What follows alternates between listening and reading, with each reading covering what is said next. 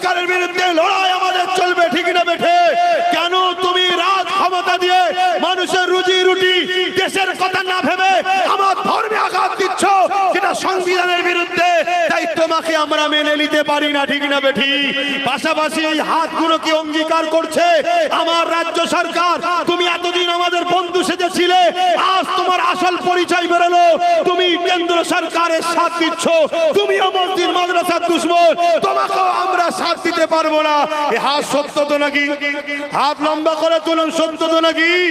ডায়ে বায়ে দেখুন কেউ হাত তুলতে বাকি আছে কি? দেখুন কোন গাদ্দার আছে কি আমাদের মধ্যে? দেখুন দেখুন, কেন মুনাফিক চিনতে হবে, মুনাফিক চিনতে হবে। তোর ভালো লাগলে আমাদের সঙ্গে থাকতে হবে না, ইসলামের দুশমনের সঙ্গে থাকতে মন যায় থাকে যা, তার সঙ্গে জাহান্নামের কুকুর হয়ে